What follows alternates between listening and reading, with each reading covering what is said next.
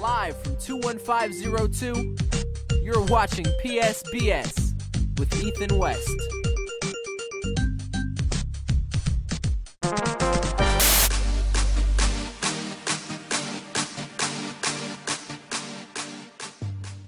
What's up, YouTube? Politics, sports, and bullshit. I am Ethan. Shout out to my buddy John Wright, who made the new intro for me. He said he's probably going to make a new one. He said he didn't really like this one, but he gave me permission to use this one for this video. He said he'd probably have one done by tomorrow. Anyways, thanks for that, John. The Pro Bowl and the NHL All-Star Game were yesterday. The score of the Pro Bowl was 59-41 in favor of the AFC over the NFC. And the NHL All-Star Game, for those who know anything about hockey, the score was 12 goals for Team Chara and 9 goals for Team Alfredson. That doesn't sound like a real game, and neither does the Pro Bowl. You know, and really it's because it's not. And I kind of have a problem with people who go around complaining about, oh, well, these guys don't try. It's no fun to watch these All-Star games or the Pro Bowl or anything like that. They don't need to try. They're out there having fun and are ultimately just being recognized for their accomplishments during the regular season. I mean, honestly, it makes no difference in the end who wins the Pro Bowl or the NHL All-Star Game. The only time it actually ever makes any difference is in baseball. The All-Star Game decides who gets home field advantage in the World Series. Sorry, taking my phone off the table in case it's vibrating.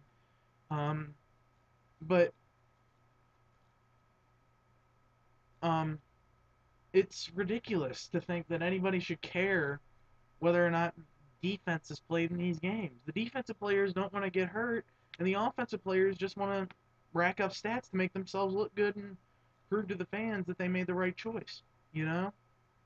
And this whole thing about Twitter on the sidelines during the Pro Bowl, that's where I'll side with the players and say it's a little ridiculous. Why? And James Harrison even tweeted it. He said, and I'm paraphrasing basically, that why should they let him tweet at the Pro Bowl and during the regular season make him wait 90 minutes after a game? And basically said he's not going to tweet during the Pro Bowl, and I don't think he did. And I respect James Harrison for that, and I think he's actually one of the best linebackers in the league, despite what the league has done to him penalty-wise. I think that one of the reasons they've been doing that is because they know that the Pittsburgh viewing market, while they have fans all over the country, their television market is not nearly as big as those teams that you see in the playoff, that you see going deep into the playoffs. The New Englands, the New Yorks, not anymore, but Dallas. You know, all the big markets. Really, San Francisco has a pretty big TV market. Baltimore, not that big, but, you know, they have a reputation. Obviously, Pittsburgh has a reputation, but, you know, it seems to me like there's something that the commissioner and the league have against the Pittsburgh Steelers. And honestly, I could care less about what they do, but if I was a Steelers fan, I'd be very, very angry with what the league has done. But anyways, the NHL All-Star Game was 12-9. Marian Gaborik had a hat trick, was named MVP. Oh yeah, in the AFC, Brandon in the NFL Pro Bowl, Brandon Marshall caught 4 touchdowns, was named MVP, had that crazy catch. Obviously because the corners, Charles Tillman especially, just wasn't trying. But like I said, the NHL All-Star Game played in Ottawa yesterday. 12-9 in favor of Team Chara. Zdeno Chara was the captain, and whatever Alfredson's first name is was the captain for the other team. In the NHL, in case you don't know, they really don't break it up by region. They do what's called a fantasy draft, where two high high in the league players, upper tier players, choose who's going to be on their team. Anyways, that was another offensive shootout.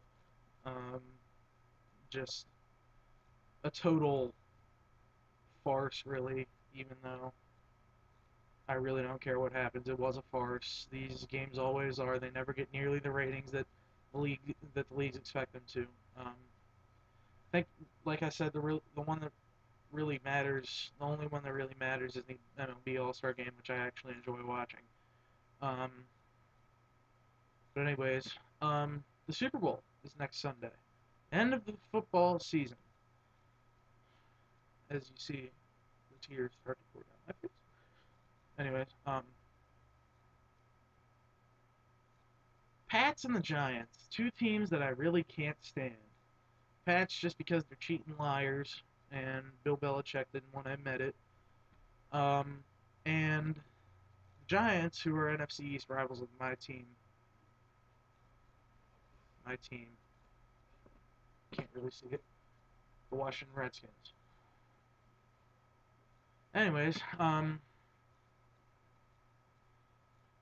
the Redskins actually beat the Giants twice this year, so if the Giants win, which I'm kind of hoping they do, mainly because I hate the Patriots. If they win, us Redskins fans can say our team beat the Super Bowl champions not once but twice this year. Um, Last year we beat the Packers in overtime, and I was actually at that game at FedEx Field. Crazy game where Ron Landry had the overtime interception. We kicked the field goal and won the game. Um, and if the Giants win, this will be the second year in a row we can say our pitiful team has beat the Super Bowl champions. Excuse me. So anyways, Pats obviously have their strengths. You know, their offense is unstoppable almost. It's just going to be the breaking point for them is going to be who they're going to throw to over the middle if they don't have Gronkowski.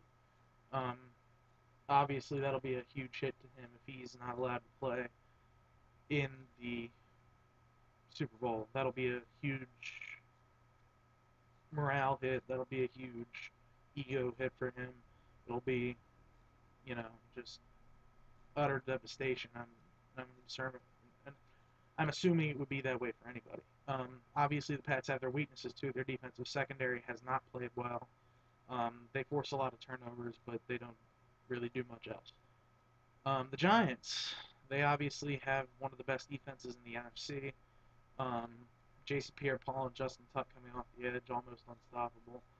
Um, the linebackers have played very well. The inside of their defensive line has played very well. Um, it's just been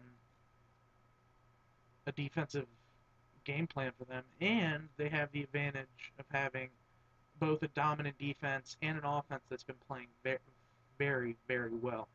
Eli Manning is having an elite season, and yes, I said the word elite, so you can debate that down here.